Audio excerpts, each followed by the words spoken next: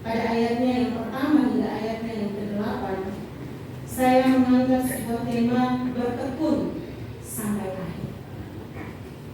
Saudara, dalam menjalani kehidupan dengan berbagai macam tantangan dan pergumulan, terkadang ada rasa jenuh menjadi alasan bagi seseorang untuk berhenti melayani, berhenti untuk tekun berdoa, berhenti untuk senantiasa membangun keintiman dengan Tuhan. Tetapi tampaknya saudara-saudara, rasa jenuh bukanlah alasan utama. Ada berbagai faktor yang dapat memicu munculnya rasa jenuh ini. Salah satunya adalah tantangan yang harus terus-menerus dihadapi, dan meski semua daya dan upaya telah dilakukan, tetapi tidak ada sesuatu yang baik terjadi. Sehingga timbul perasaan semua yang dilakukan itu adalah sia-sia. Terkadang kita berdoa, kita bergumul untuk sesuatu hal, tapi dari tahun ke tahun kita menyaksikan bahwa apa yang kita gumuli, apa yang dalam kesetiaan kita kepada Tuhan belum terjawab. Bahkan hidup kita ya seperti itu, biasa-biasa saja. Nah, saudara-saudara, saat-saat ini kita sementara hidup di akhir zaman, dan tidak lama lagi kita akan menyaksikan waktunya Tuhan akan dinyatakan dalam kehidupan kita, karena Yesus berjanji dan mengatakan bahwa Dia akan datang kembali seperti pencuri. Kita tidak tahu kapan. Tetapi untuk menyaksikan tanda-tanda akhir zaman itu, saudara-saudara, akan terjadi berbagai macam bencana alam yang terjadi di mana-mana.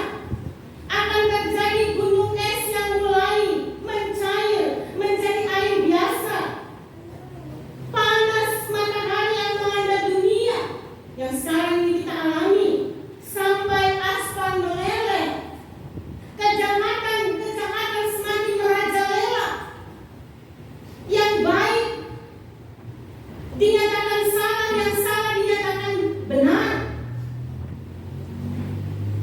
Tetapi saudara-saudara, mari kita bersama melihat dalam kitab Kisah Para Rasul pasal 3 ayat 21. Ibu bapak yang bawa bolpen bisa mencatat, bisa pulang di rumah membaca di rumah. Kisah Para Rasul pasal 3 ayat 21, dia bilang begini: Kristus itu harus tinggal di sorga sampai waktu pemulihan segala sesuatu, seperti yang difirmankan Allah dengan perantaraan nabi-nabi yang kudus di zaman dahulu. Apa artinya, Ibu Bapak? Artinya, saudara-saudara, sebelum Yesus datang, ada masa pemulihan. Akan terjadi kegerakan rohani yang besar-besaran, menyebabkan banyak orang bertobat, banyak orang mendengarkan firman Tuhan. Mereka menerima Yesus Kristus, bertobat, dan hidup di dalam Tuhan. Mereka diselamatkan. Alkitab berkata, maka Tuhan melihat seluruh bumi dan akan melimpahkan kekuatan bagi setiap orang yang sungguh-sungguh hatinya terhadap Tuhan. Jadi saudara-saudara, Allah mencari orang-orang yang sungguh mau masuk dalam rencana Allah, orang-orang yang sungguh-sungguh mau dipakai menjadi alat kemuliaan Tuhan. Inilah panggilan saudara dan saya sebagai orang percaya yang hidup di akhir zaman. Saudara-saudara, apa saja yang Tuhan inginkan untuk saudara dan saya kita lakukan di akhir zaman ini? Yang pertama, saudara, yang harus saudara dan saya lakukan supaya kita senantiasa siap berjaga-jaga menjalani kehidupan di dalam dunia ini adalah mendahului dan mendalami firman Tuhan. Makanya setiap saat saya selalu berkata, sebagai orang Kristen, sebagai anak-anak Tuhan, kalau saudara tidak membaca dan mendalami firman Tuhan, hidup saudara akan biasa-biasa saja. Tapi ketika saudara mendalami firman Tuhan, itu akan nyata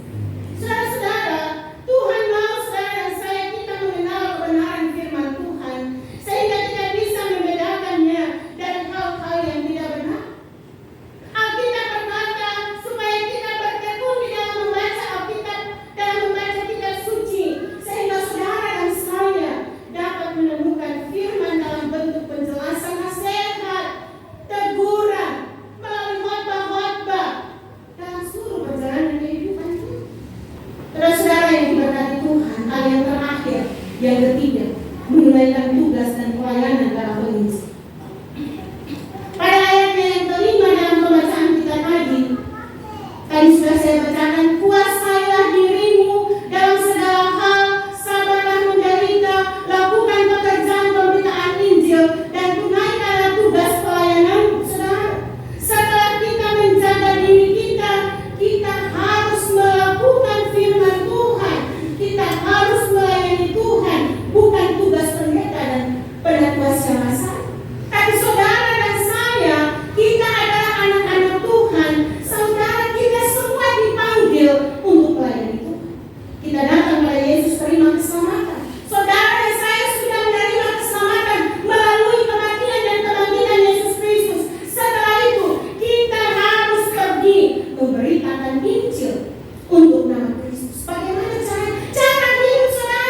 Yaitu tadi, karakter hidupmu bagaimana selama Tuhan izinkan kita hidup di dunia.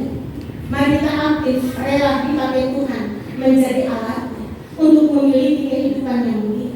Lakukan dengan sungguh-sungguh. Saudara, milikilah hati yang sungguh, berkobar-kobar untuk melayani Tuhan dalam kehidupan saudara dan saya.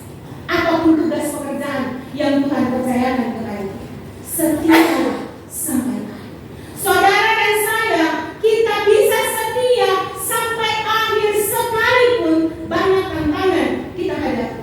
Tetapi saudara dan saya akan diberikan kekuatan Tuhan untuk kita mampu melewati. Sehingga apa yang disampaikan oleh Paulus dalam surat Timotius itu juga akan saudara dan saya kita. Ayat yang ke-8, sekarang telah tersedia bagiku mahkota kebenaran yang akan dikaruniakan kepadaku oleh Tuhan, Hakim yang adil pada harinya, tetapi bukan hanya kepadaku, melainkan juga kepada semua orang yang merindukan kedatangan. Saudara, bukan hanya untuk Timotius, bukan hanya untuk Paulus, tapi untuk saudara dan saya, untuk semua orang. Maka berjaga-jaga dalam hidup, setialah berjalan bersama dengan Tuhan, berjuanglah untuk melakukan yang baik yang berkenan hati, sekalipun ada harga yang harus saudara. Tetapi ketika saudara berani bayar harga karena kesetiaan saudara kepada Tuhan, maka tadi tema kita bertekun sampai akhir. Sampai akhir, sekalipun berderai air mata saudara menjalani hidup karena setia kepada Tuhan, tetapi kehidupan berkenan di hadapan. Mari saudara, menjalani hari-hari kehidupan kita akan memasuki bulan November. Masuk bulan November, kita sudah akan masuk minggu-minggu Advent, minggu-minggu di mana kita mempersiapkan diri untuk merayakan hari kelahiran Tuhan Yesus. Kita akan lama lagi. Tapi bagaimana kita mengakhiri tahun 2023 ini? Apa yang sudah kita persembahkan untuk Tuhan? Karya apa yang sudah kita lakukan? Ketika kita akan menjalani kehidupan sepanjang tahun 2023 ini, mari kita introspeksi. Mari kita kembali mengenal perjalanan kita. Kalau kita belum bertekun dalam kehidupan, kalau kita belum setia, kalau kita masih suka keluarkan kata-kata yang mematahkan semangat orang, yang selalu mengeluarkan kata-kata yang kotor, mari rubah, tinggalkan, dan selalu berusaha untuk hidup berkenan di hadapan Tuhan. Dan inilah saudara-saudara, Paulus menyadari bahwa dalam kondisi dan situasi yang dihadapi Timotius dalam pelayanannya itu tidak mudah. Untuk itulah Paulus senantiasa memberikan semangat dan kekuatan kepada Timotius. Pesan Paulus kepada Timotius dan juga kepada saudara dan saya bagi setiap kita adalah sepanjang apapun jalan yang sulit yang saudara dan saya kita hadapi, akan datang saatnya kita akan tiba di garis akhir dan menerima mahkota ini. Itu yang penting.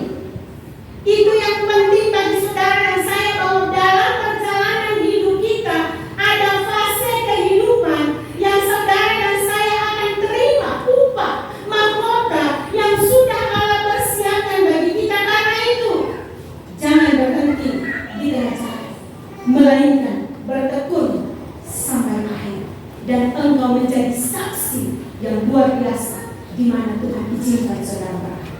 Biar firman ini terus menguatkan iman saudara dan saya, dan kita tetap bertekun hingga akhir perjalanan kehidupan saudara dan saya. Amin. Kita berdoa. Terpujilah nama-Mu ya Allah, Bapa kami dalam kerajaan sorga. Firman yang telah kami renungkan bersama, biar kami terus belajar bertekun dalam perjalanan kehidupan. Sekalipun banyak tantangan kami hadapi, tapi biarlah kami tetap bertekun dan setia kepada Allah hingga akhir kami dapat menerima mahkota kehidupan yang Allah sudah persiapkan bagi setiap kami. Dalam nama Yesus, firman yang hidup, kami berdoa. Amin.